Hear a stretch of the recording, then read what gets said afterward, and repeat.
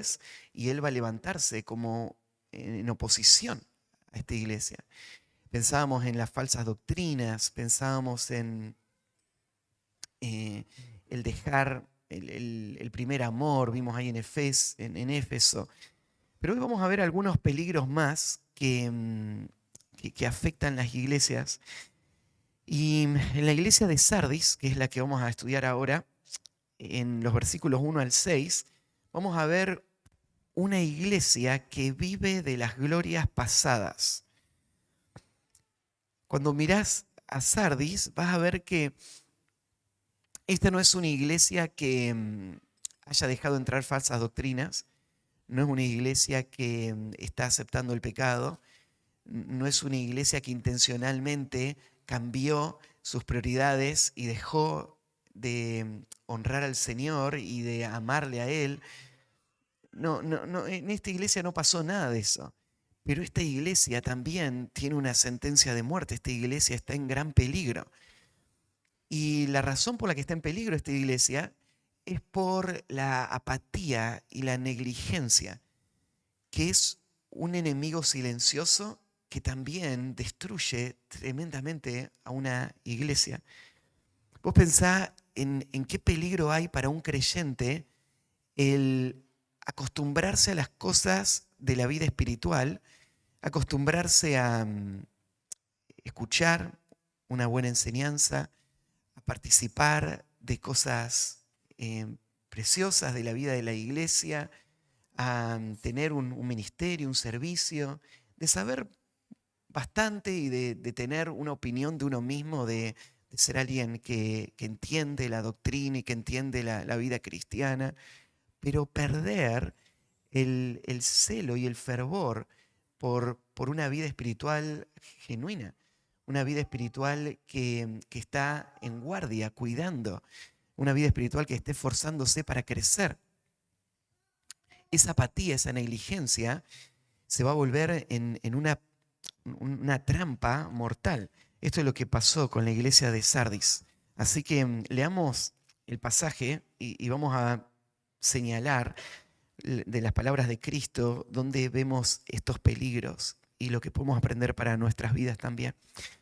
Dice el versículo 1, escribe al ángel de la iglesia en Sardis, el que tiene los 7 espíritus de Dios y las 7 estrellas, dice esto: yo conozco tus obras, que tienes nombre de que vives y estás muerto. Sé vigilante y afirma las otras cosas que están por morir, porque no he hallado tus obras perfectas delante de Dios. Acuérdate pues de lo que has recibido y oído, y guárdalo y arrepiéntete. Pues si no velas, vendré sobre ti como ladrón, y no sabrás a qué hora vendré sobre ti. Pero tienes unas pocas personas en Sardis que no han manchado sus vestiduras, y andarán conmigo en vestiduras blancas, porque son dignas. El que venciere será vestido de vestiduras blancas, y no borraré su nombre del libro de la vida, y confesaré su nombre delante de mi Padre y delante de sus ángeles. Notan que este mensaje es bastante más corto que el anterior. Vimos en el mensaje de Esmirna que, aunque tiene el mismo patrón, no se va a decir nada malo de Esmirna. En este mensaje vamos a ver que sigue el mismo patrón que todas las demás iglesias, pero de esta iglesia no se va a decir nada bueno. Todo lo que se va a decir muestra más bien peligros y cosas que están afectando la vida de la iglesia. Entonces no va a haber palabras de afirmación acá. Y tal vez esto es una razón por la que es más corto. Pero veamos cómo arranca. Arranca de nuevo, escribe al ángel de la iglesia en Sardis. La ciudad de Sardis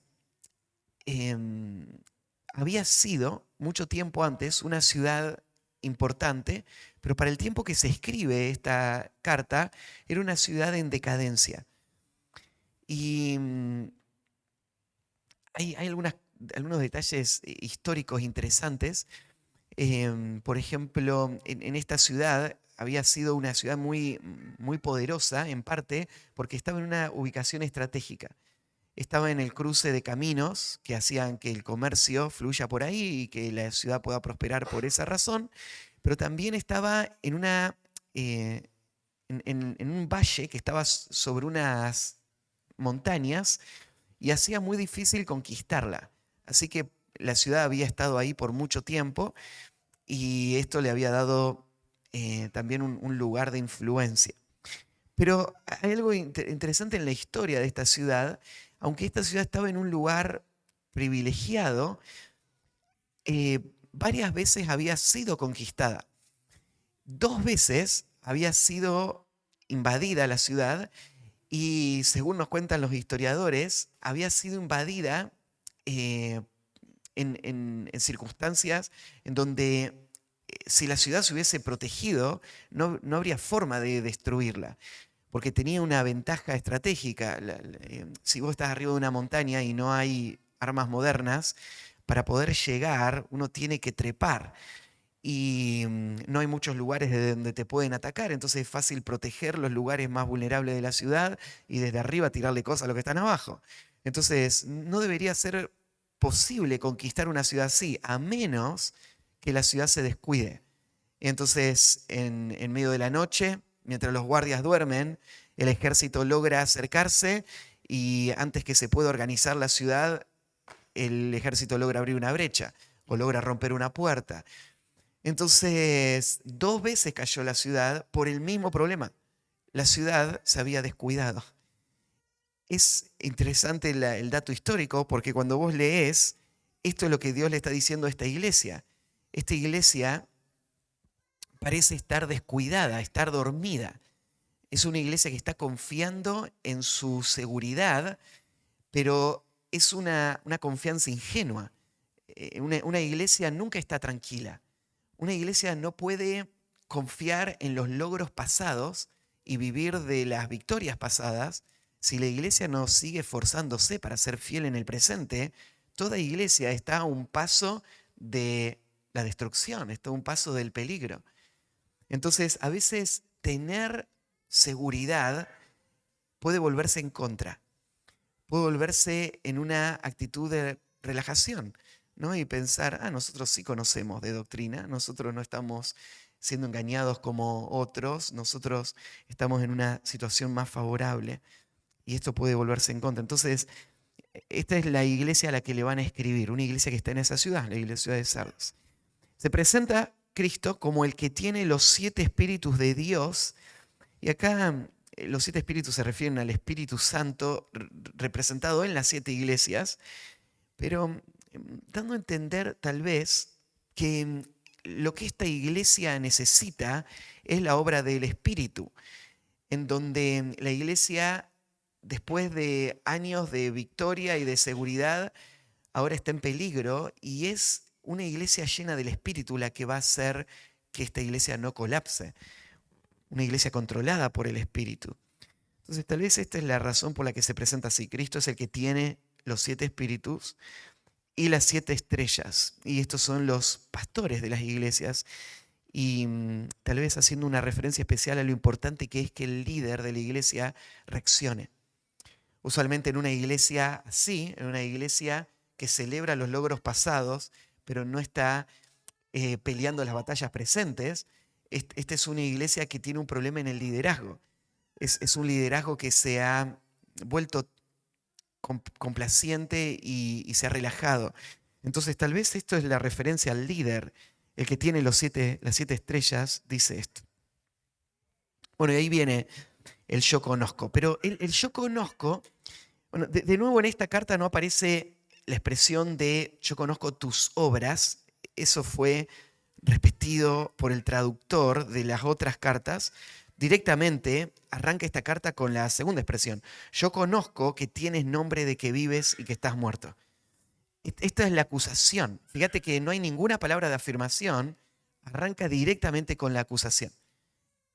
Y la acusación es esta: lo que se dice de vos no es lo que yo sé. O sea, esta iglesia tiene un nombre que no corresponde con la realidad. La iglesia tiene la reputación de ser una iglesia viva y por viva, tal vez podríamos pensar, es la reputación de ser una iglesia que tiene la evidencia del obrar de Dios y el poder de Dios y una iglesia que está creciendo y madurando.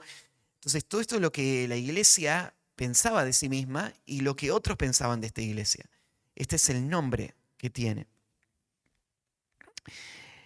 Pensalo, quiero también aplicarlo. Yo les decía, esta lista de iglesias no están puesta acá para que las iglesias piensen, bueno, ¿cuál de estas iglesias somos nosotros? Porque la verdad es que no somos ninguna de todas estas iglesias. Nosotros somos la IBM San Justo, no somos ni Sardi, ni la Odisea, ni nadie. Pero todas estas iglesias tienen mensajes para todas las iglesias. Entonces yo les decía, cada creyente tiene que pensar de esta manera. ¿Qué de estos mensajes se aplican a mi vida? Entonces pensé en esto. Existe un peligro de creer que mi identidad está basada en lo que otros piensan de mí, cuando la realidad es el veredicto que Cristo da de mí. ¿Qué es lo que Cristo dice de mí? Eso es lo más importante. Y Cristo ahora dice, yo veo que este es el nombre, está viva, pero en realidad estás muerto. Y una iglesia muerta, tal vez podríamos pensarlo de esta manera. No que esta iglesia no hay nada bueno. Si vos mirás más adelante, va a haber cosas buenas. De hecho va a decir, cuidá las cosas que están por morir. O sea, esta iglesia tiene cosas que ya están muertas y tienes otras cosas que están muriendo. Y lo que le va a decir es, no dejes morir las que están muriendo. Entonces, ¿qué es una iglesia que tiene nombre que está viva pero está muerta? Bueno, yo lo vería de esta manera. Tiene una sentencia de muerte. Es un muerto vivo. Todavía hay algunas cositas que siguen vivas, pero solo es cuestión de tiempo que terminen de morir y ya todo va a morir. ¿Sí? Todo está muriendo. Está todo corrompido, como una gangrena, podríamos pensarlo así. Entonces, tal vez esto está refiriendo al creyente o a la iglesia que está confiada en su historia. Sí, cuando hace 10 años hicimos todas estas cosas, ¿no es cierto? Y nos acordamos de los viajes misioneros que hacíamos hace 10 años. Vemos, ¿no es cierto?, toda la forma en la que Dios nos usó en el pasado. Vemos las decisiones de fe que tomamos y nos sentimos bien. Nos sentimos, mirá dónde llegamos. Pero tenés que saber de que tu pasado no es suficiente. Lo que vos necesitas es vivir tu vida cristiana hoy con fidelidad. Entonces la pregunta es, ¿cómo estás hoy? Las decisiones que hayas tomado hace 10 años no inciden en quién sos vos hoy. Entonces hay muchas cosas que tal vez ya murieron. Fueron verdad, pero ya murieron y las pocas cosas que quedan están muriendo todavía.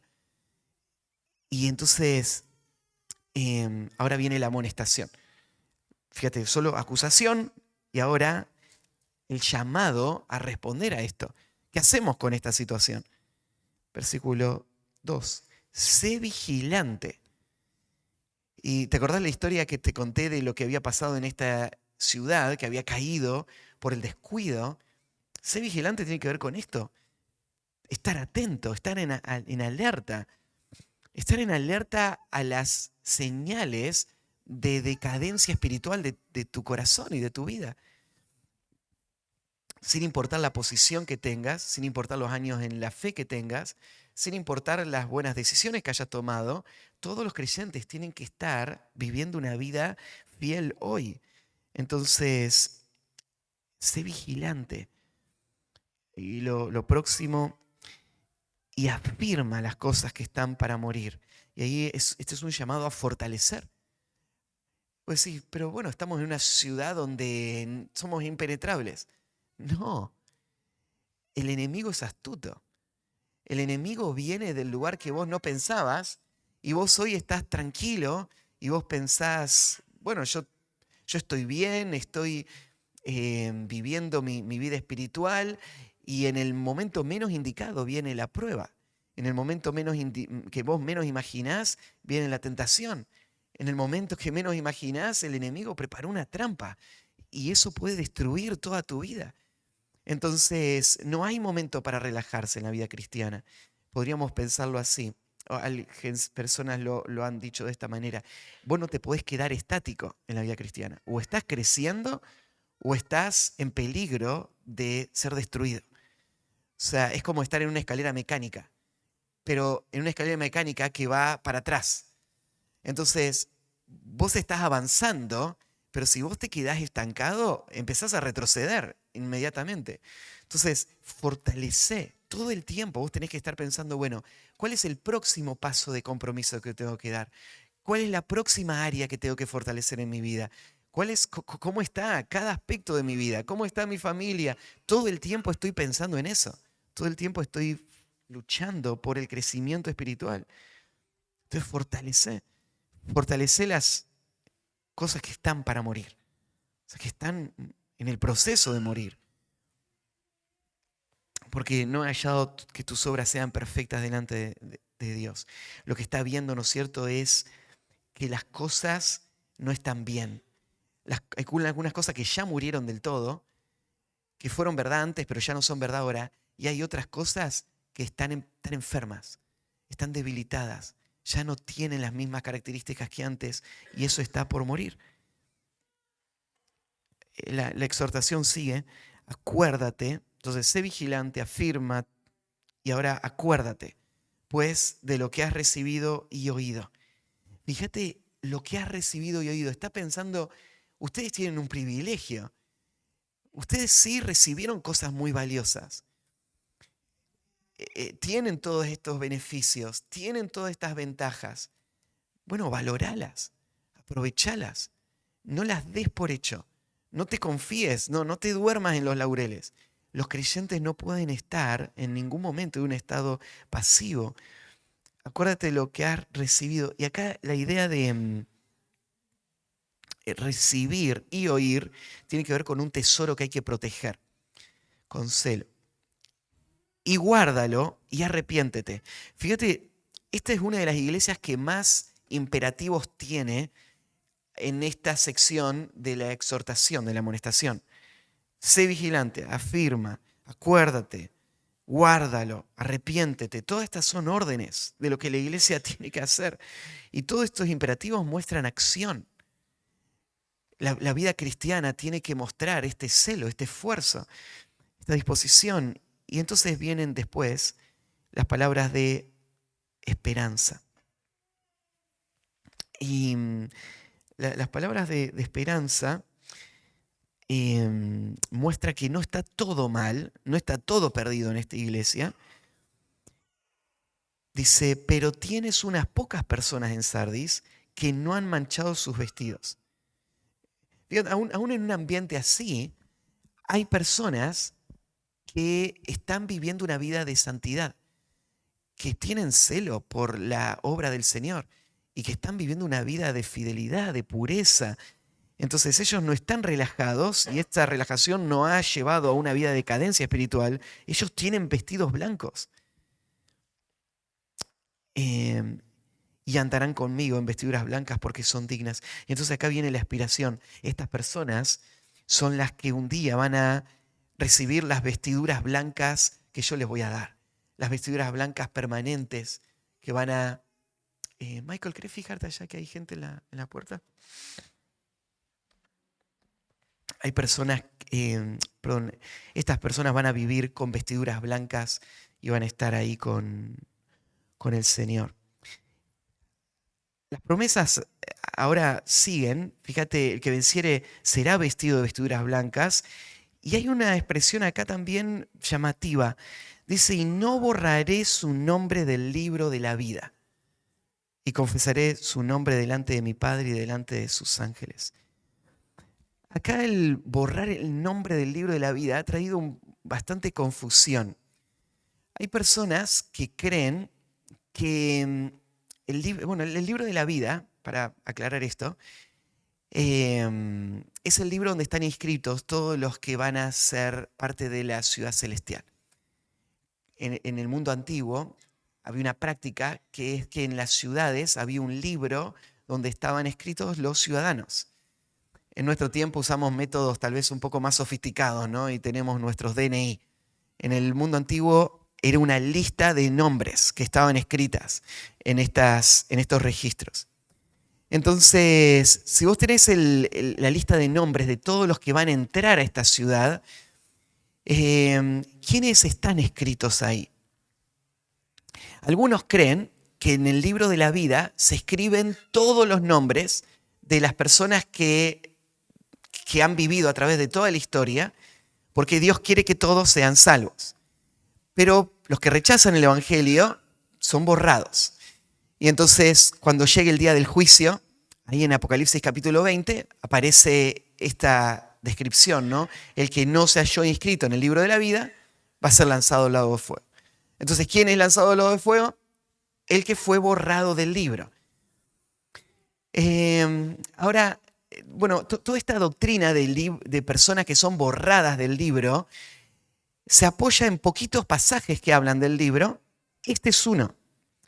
Bueno, este pasaje dice que no va a ser borrada la persona del libro. Y entonces uno podría asumir, bueno, entonces hay personas que sí son borradas.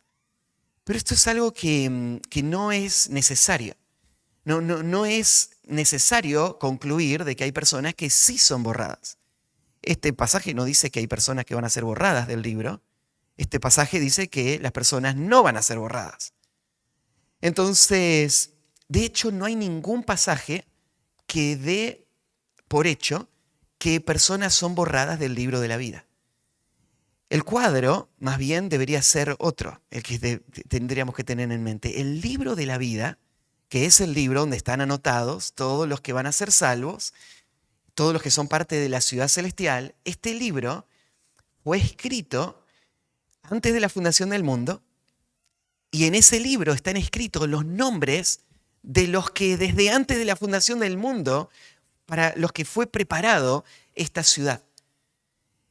En este libro hay una cantidad de nombres fija. Nadie se agrega a este libro y nadie es borrado de este libro.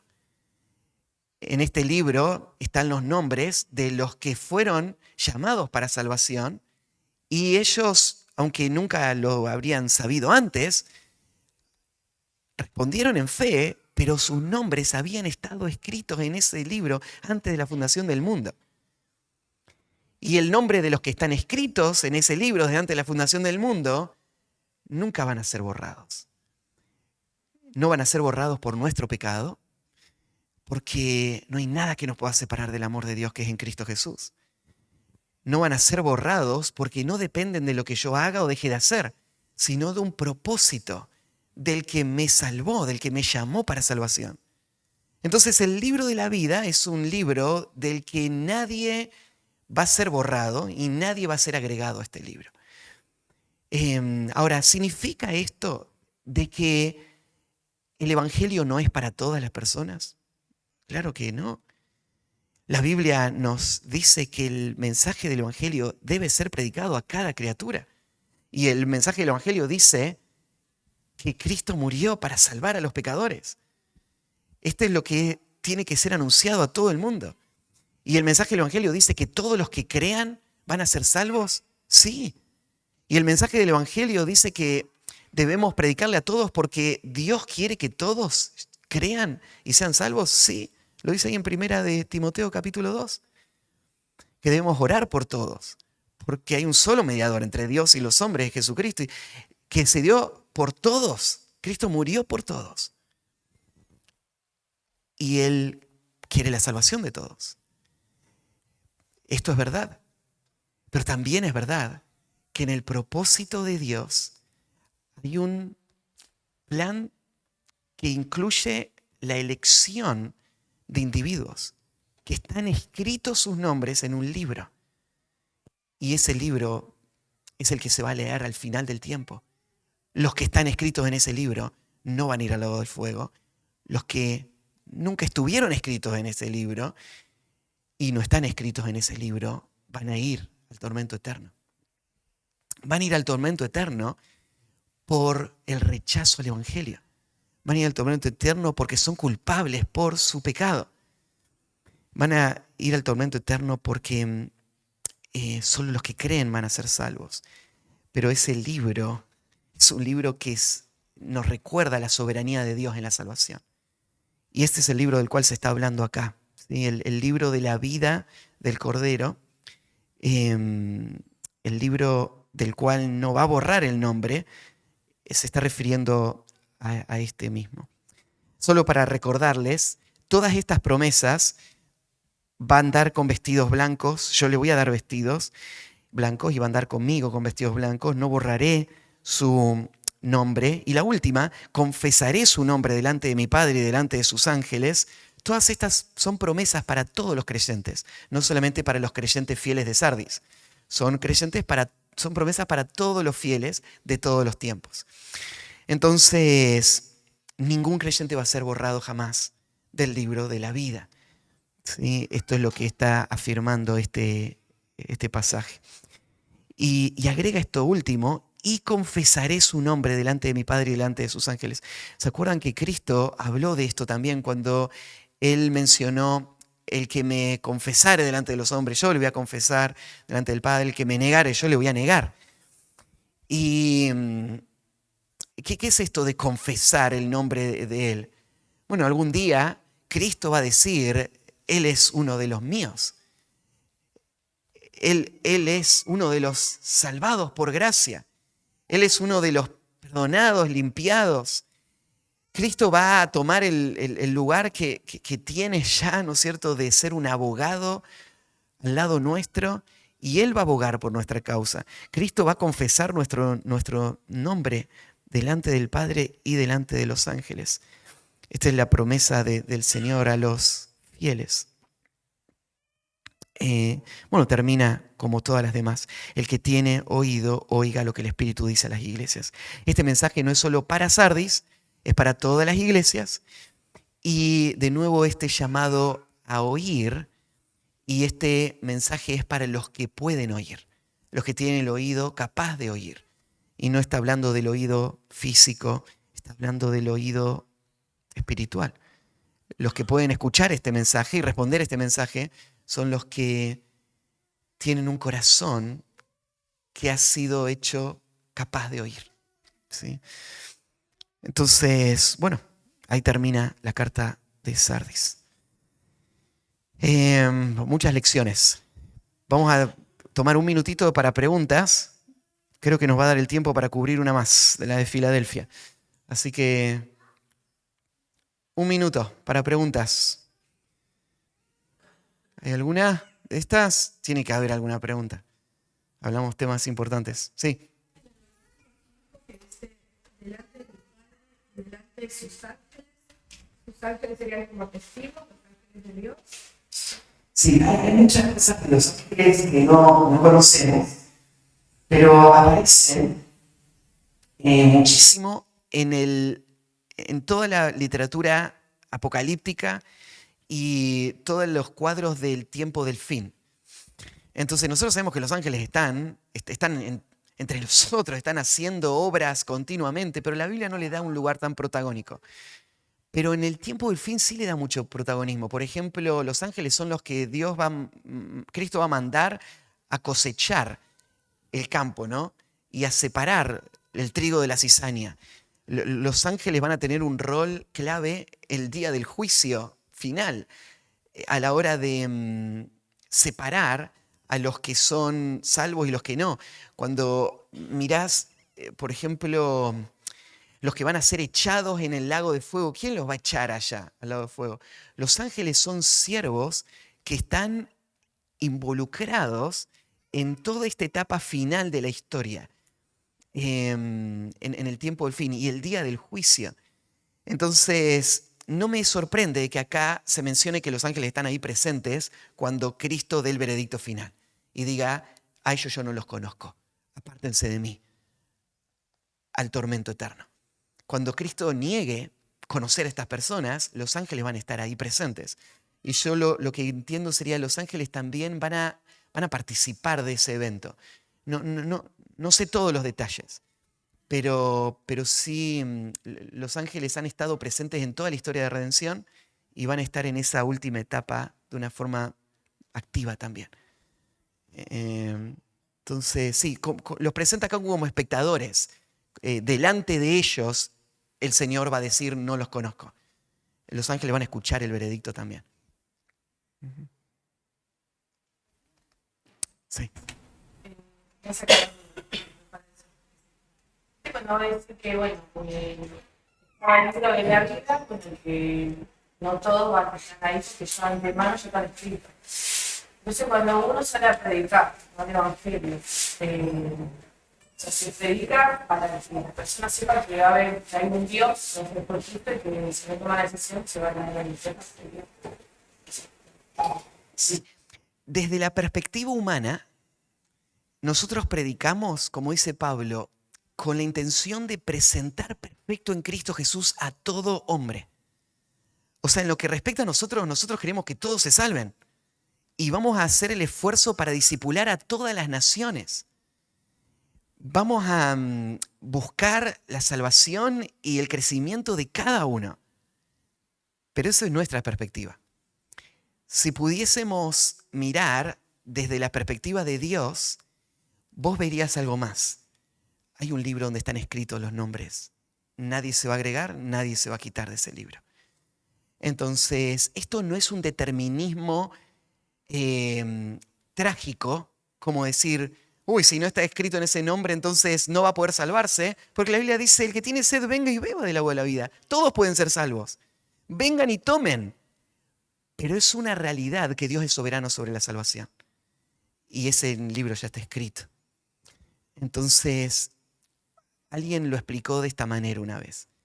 Cuando uno mira la gracia de la salvación, es como mirar una puerta que tiene un cartel arriba que dice, todo el que tiene sed, venga y beba del agua de la vida gratuitamente. Venid a mí, todos los que estáis trabajados y cargados, y yo os haré descansar. Vos ves ese cartel en la puerta y vos decís, voy a ir y voy a cruzar esa puerta. Quiero ser salvo. Cruzás esa puerta, porque había una invitación ahí. Cuando entrás por esa puerta, mirás para atrás a la misma puerta y en el marco de atrás hay un cartel que dice, elegido desde antes de la fundación del mundo. Y vos te das cuenta de que vos entraste por esa puerta, no solo porque vos quisiste entrar, sino porque hubo un Dios soberano que hizo posible que vos entres. Y estaba ya determinado que vos entres por esa puerta. Cuando vos viste el cartel, vos no te sentiste forzado a entrar, nadie te obligó a entrar, vos no viste ahí, tenés que entrar porque fuiste elegido. No, vos entraste porque querías entrar. Pero una vez que estás adentro te das cuenta, yo no busqué a Dios, Él me buscó a mí. Yo estaba escrito en este libro. Y te ves tu nombre ahí, y este libro fue escrito antes de la fundación del mundo. ¿Sí? Entonces, hay dos lados en los que vos tenés que pensar en la obra de salvación que no los podés combinar. Tenés que pensarlo así, de manera independiente. Tenés que pensar, hay un lado en donde Dios quiere la salvación de todos los hombres. Hay otro lado en donde el libro está escrito. Y fuimos elegidos para salvación. ¿Sí? Entonces, están los dos lados. Y la Biblia no ve ningún conflicto en los dos lados si hay una tensión que es propia de nuestras limitaciones. Hay una tensión en mi corazón. Yo no puedo entender cómo esas dos cosas pueden estar juntas, pero eso no es porque sean contradictorias. Eso es porque mi mente es muy chiquita y porque Dios no ha revelado todo. Entonces tenemos que aceptar lo que Él dice. Él dice que hay un libro donde están escritos todos los nombres. ¿Sí? Entonces, yo sé que ese libro está escrito todos los nombres. ¿Está el nombre Betsy escrito en ese libro? ¿Está el nombre Josías escrito en ese libro? ¿Está el nombre Miqueas escrito en ese libro? No lo sé. No lo sé si está escrito en ese nombre. Pero entonces, ¿qué voy a hacer? Digo, bueno, entonces Dios sabrá, ya veremos. No, lo que voy a hacer es orar por mis hijos. Voy a predicarles el evangelio a mis hijos porque creo que Dios quiere salvar a mis hijos. Eso es lo que Él revela claramente en su palabra. Y voy a confiar en su amor, en su bondad. Y entonces, de mi perspectiva, voy a predicarles, voy a orar por ellos y voy a confiar en un Dios salvador. Pero a la vez no sé qué nombres están escritos ahí. Sí. Dale. ¿Iba a hacer una pregunta el hombre? ¿Se acuerdan? Pero es para pensar mucho porque es como que humanamente, no en el espíritu, pensamos estas cosas. ¿Para qué todo esto? ¿Por qué estoy sentado acá? Y quizás yo no sé si mi nombre está o no está, pero sí que seguro que tengo una fe en Cristo, el que sabe. Bueno, esto déjeme aclarar este punto. Yo no sé si el nombre Miqueas está ahí, pero yo no tengo ninguna duda que el nombre Matías Buldain está ahí. ¿Cómo puedo no tener ninguna duda que el nombre Matías Buldain está ahí? Bueno, ¿se acuerdan? Pablo dice, yo sé a quién he creído y estoy seguro que es poderoso para guardar mi depósito para aquel día. Y entonces el testimonio que tenemos del Espíritu, que da testimonio a nuestro espíritu de que somos hijos de Dios, las promesas de las Escrituras en las cuales nosotros hemos creído y no tenemos duda de que son verdad, la relación que tenemos con Cristo, el saber que le amo a Él, el fruto que la vida espiritual produce en la vida del creyente, el ver, ¿no es cierto?, que odio el pecado. Todas estas cosas gritan, soy de Cristo, y celebran, soy de Cristo. Entonces, sí, este es otro de los peligros de la doctrina reformada, y es que en algunos momentos personas que tropezaron en este punto llegaron a pensar, nadie va a saber su propia salvación hasta el final, porque solamente si perseveramos hasta el fin vamos a ser salvos. Y eso no es verdad. Es verdad que los salvos van a perseverar, pero no tengo que esperar hasta el fin para saberme salvo, ¿no? La salvación es una convicción que tienen todos los que están en Cristo y es necesaria aún para vivir la vida espiritual. Entonces yo puedo saber que mi nombre está escrito en el libro de la vida, ¿sí? Aunque nunca haya visto ese libro con mis ojos físicos, ¿sí? Pero... Primera de Pedro 1:2, revestidos en una presencia de Dios, Padre, en santificación del Espíritu, para obedecer y ser rociados con la sangre de Cristo, gracia y paz a vosotros sean multiplicadas. No puede ser multiplicada ni una gracia ni una paz sin conocer. Si no fue elegido para esto, ¿no? Yes. Gloria a Dios. ¿Sí? Cris iba a decir algo ahí después. ¿Cómo lidiamos en que Dios no hace excepción de personas cuando vemos un versículo como este que dice que Dios sí no hace excepción de personas y la que Dios sirve? Acepción de personas sería preferir una cualidad de una persona por sobre otra y favorecer a esa persona en base a mi preferencia y en base a los beneficios que yo tengo a partir de esa preferencia, ¿no? Entonces, sería acepción de personas si Dios diría,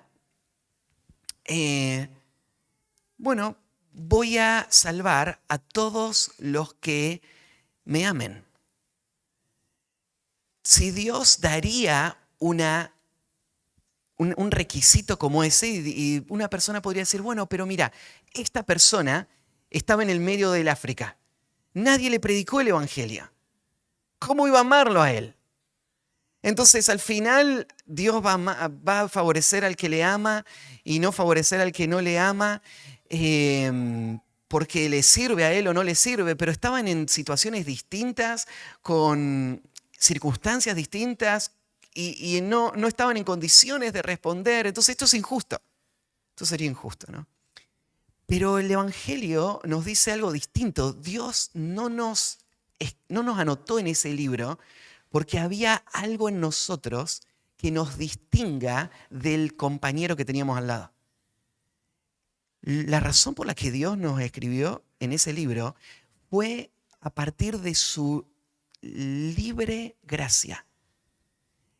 Dios puede dar su gracia al que Él quiere.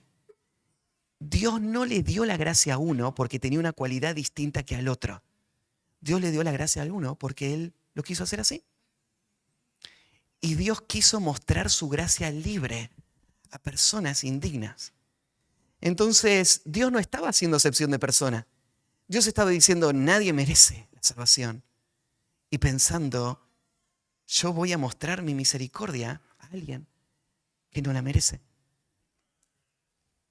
Entonces, en realidad no es acepción de persona. Si yo diría, como por ejemplo Santiago capítulo 1, la confrontación a los, capítulo 2, perdón, la confrontación a los creyentes que favorecían a los ricos por sobre los pobres. Entra un rico y lo hacen sentar adelante, entra un pobre y lo dicen, bueno, quédense allá atrás. Y ahí Santiago le dice, ustedes hacen acepción de persona con maldad. Uno es rico, otro es pobre. Y el rico me puede beneficiar más. Entonces le doy el mejor lugar. Eso es acepción de persona. Pero eso no fue lo que pasó con el Evangelio, ¿no? No había ricos y pobres. Todos pobres. Todos miserables. No había nada bueno en ninguno de nosotros. Y vos decís, bueno, tal vez Dios me salvó a mí porque yo creí en Él. Pero Pablo dice en Filipenses capítulo 1 que Dios nos concedió creer en Él. O sea, aún creer en Él no es algo que me distingue de otro. Porque si yo creí, no es porque había una virtud en mí, es porque Dios en su gracia me concedió creer. Entonces, no hay nada que me distingue de los demás. Es la gracia libre de Dios que me salvó. Entonces, gracia implica que no haya una obligación en Dios de darle a todos algo, sino que hay una libertad en Dios de darle al que quiere lo que no merece. Entonces no es acepción de persona, es otro concepto, es la libertad que Dios tiene para salvar.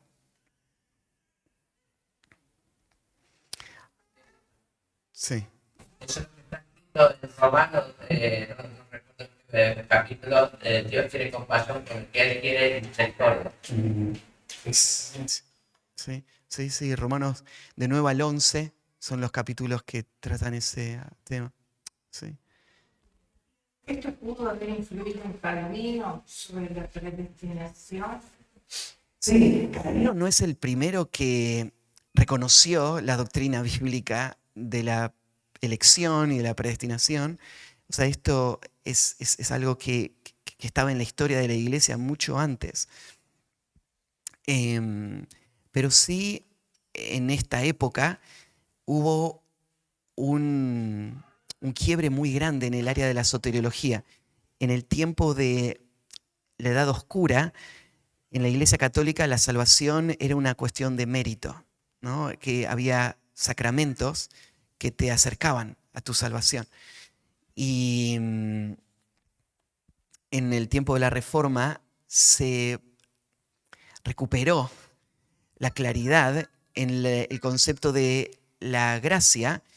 Y gracia, creo que la palabra solo gracia es la importante, ¿no?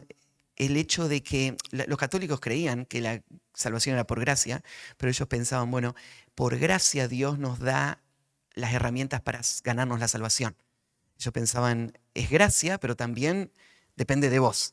¿Sí? Entonces, sí, Dios te salva por gracia, pero depende de que vos hagas estas cosas para ser salvo. Entonces, los reformadores señalaron esto: si hay algo que yo aporto, ya no es gracia, por más mínimo que sea. Para que sea una salvación por gracia, tiene que ser una salvación que es completamente de Dios. Y el tema de la salvación es del Señor, que es tan repetido a través de la Escritura, la salvación es del Señor, fue enfatizado por los reformadores muchísimo, ¿no? Entonces, ¿qué significa que la salvación es del Señor? Es que toda la salvación es del Señor. Desde la eternidad pasada hasta que Él la complete en el futuro, todo eso es obra de Dios. Y nosotros somos responsables frente a la gracia de Dios, pero no somos co-redentores con Cristo. No es que Cristo hace una parte y nosotros hacemos otra, sino que Dios nos salva. Y todo el crédito lo lleva Él. Entonces, todo lo que nosotros hacemos aún se lo asignamos a Dios, que en su gracia nos los concedió. Pero la única explicación de que estoy acá y de que soy salvo tiene que ser Dios así lo quiso. ¿Sí? Dios me salvó. Entonces sí, en el tiempo de la Reforma sí hubo un énfasis especial en eso por las circunstancias, ¿no? El evangelio había sido distorsionado y era necesario aclararlo. Peter, se puede ver acá un ámbito espiritual y un ámbito terrenal, momentáneamente, ¿no? La escritura muestra que hay un orar divino, y se repite mucho, ¿no? Acá es fácil.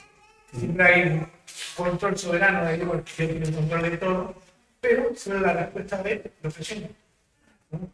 Y eso se ve en la escritura. Entonces la responsabilidad no deberíamos minimizarla. Hay una responsabilidad individual de las personas a responder a esa gracia. Entonces sí, aún en el llamado de Cristo, fíjate, en esta iglesia de Sardis, hay personas que no van a ser salvas. ¿Sí?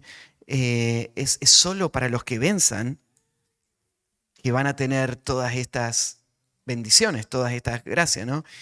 ¿Y quiénes no van a ser salvos en Sardis? Bueno, personas que están confiadas en una reputación que no es la realidad. Ellos piensan, sí estamos vivos, pero en realidad están muertos. ¿Sí? Son personas que no van a ser afirmadas por Cristo el día del juicio final.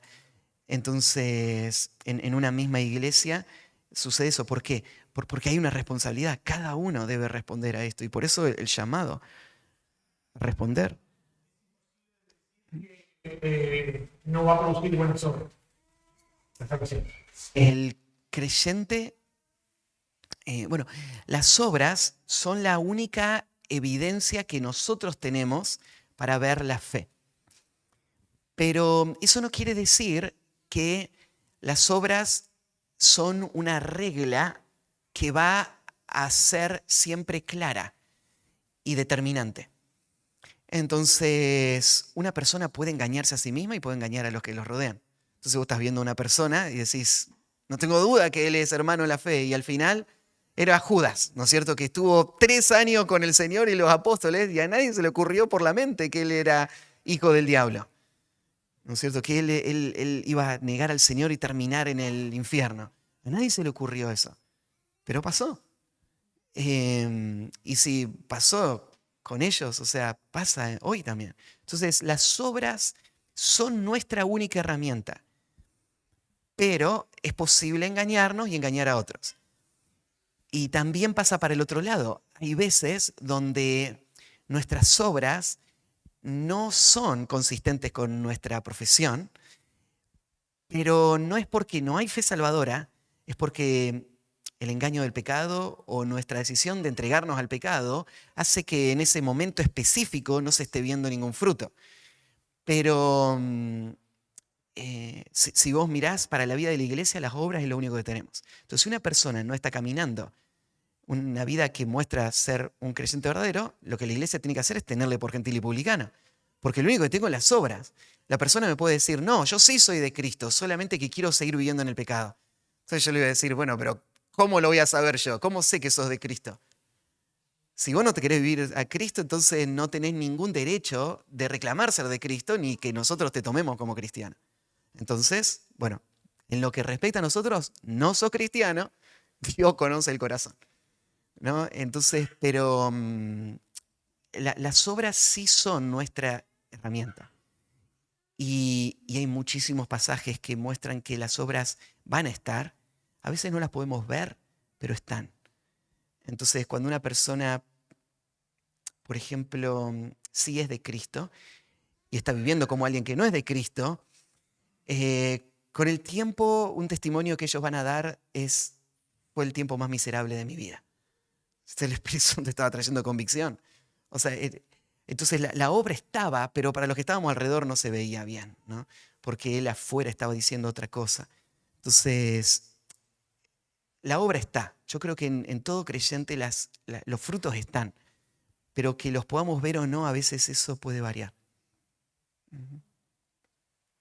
Sí.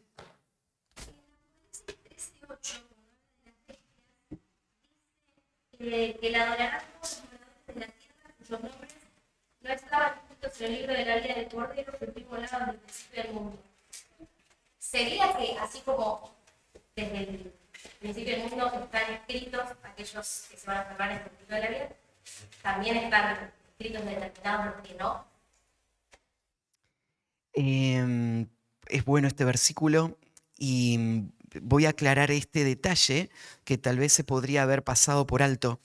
En nuestra Biblia en el español dice los nombres que no están escritos en el libro de la vida del Cordero que fue inmolado desde el principio del mundo. Hay dos formas de leer este versículo. Déjeme leértelo y notar la diferencia. Yo podría leer cuyos nombres no están escritos en el libro de la vida del Cordero que fue inmolado desde el principio del mundo. Sería una forma. O podría leerlo, cuyos nombres no están escritos en el libro de la vida del Cordero que fue inmolado desde el principio del mundo. No hay ninguna coma ahí, pero la pausa que yo hago haría una distinción entre lo que pasó desde el principio del mundo, ¿qué fue? No fueron escritos desde el principio del mundo o fue inmolado desde el principio del mundo. ¿A qué se está refiriendo esta frase? Desde el principio del mundo se refiere a escritos desde el principio del mundo o a inmolados del principio del mundo. Y como lo está interpretando bien Caro, este pasaje no se refiere a que Cristo fue inmolado desde el principio del mundo. Cristo no fue inmolado del principio del mundo, fue inmolado en el momento que estaba designado, ¿no? Antes, en la eternidad pasada, el Hijo no tenía un cuerpo y no tenía las marcas de haber sido clavado en una cruz, ¿no es cierto? No, todo eso no fue antes del principio del mundo. Se está refiriendo a el libro. Entonces, este pasaje es bueno porque está diciendo que las personas que se van a poner la marca de la bestia en el tiempo de la tribulación y que van a adorar a la bestia, son personas que nunca fueron escritas en el libro de la vida. O sea, vuelvo al mismo punto. El libro de la vida no es un libro donde todos estaban escritos y fueron borrados. No es que la persona dice, uy, te pusiste la marca de la bestia, bueno, ahora vas a ir al infierno porque te pusiste la marca de la bestia. Dios quería que seas salvo y estabas escrito en el libro, pero ahora te borramos. No, ¿vos te pusiste la marca de la bestia? Sí, nunca estuviste escrito. Sí, es así. Nadie que se ponga la marca de la bestia va a ser salvo. Este es un punto irreversible. Para que usted lo entienda, lo vamos a ver más adelante. Una vez que vos te pones la marca de la bestia, ya no hay más salvación posible, ¿sí? Para la persona. Es como el pecado imperdonable. No hay marcha atrás. Entonces la persona que se puso la marca de la bestia, que adora a la bestia, estas son las personas que nunca fueron escritas. Entonces, la Biblia no muestra un Dios que decide a quiénes salvar y decide a quiénes condenar al infierno. Esto más bien es una herejía que surgió en el siglo VII, creo que se vio con más claridad.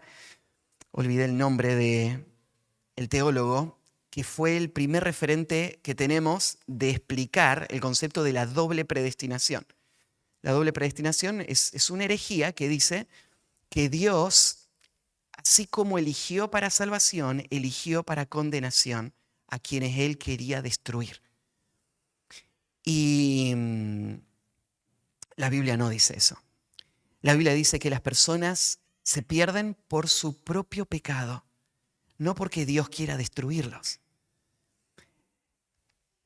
Pero sí la Biblia habla de que los que se salvan no por sus méritos, sino por la gracia de Dios. Entonces la elección bíblica es una elección positiva para salvación. La Biblia nunca da ningún indicio de una elección negativa para condenación. Pero decís, bueno, pero es obvio, si Dios no elige a alguien, esa persona se irá al infierno, ¿no? Entonces Dios está de forma necesaria eligiéndole para condenación. Pero no tenés que confundir esto. El hecho de que Dios no le elija para salvación, no le haya anotado en ese libro de la vida del Cordero, en la eternidad, no hace que Dios sea el responsable de su condenación. Dios no planeó su condenación, Dios no dirigió su condenación, Dios no busca su condenación. La Biblia dice que Dios no quiere que ninguno se pierda, que todos procedan al arrepentimiento. Entonces, en este pasaje no está hablando de doble predestinación, pero sí está hablando de que hay nombres que nunca estuvieron ahí. Porque los que están ahí son los nombres de los salvos. Son los ciudadanos de la Nueva Jerusalén. Entonces no está hablando de dos libros. Este libro es de los que van a ser salvos y este libro de los que no van a ser salvos. Hay un solo libro. Y este es el libro de la vida del Cordero. ¿Sí? Pero los nombres de ellos no están escritos delante de la fundación del mundo. Bueno. Sí. Última. Ya es hora. Sí,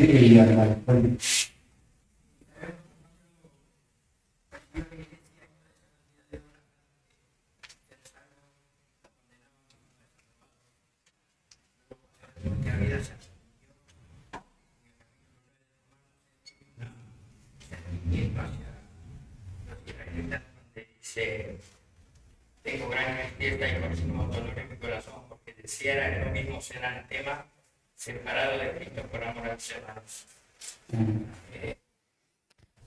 Pablo no está pensando, si son elegidos bien y si no, ¿qué puedo hacer?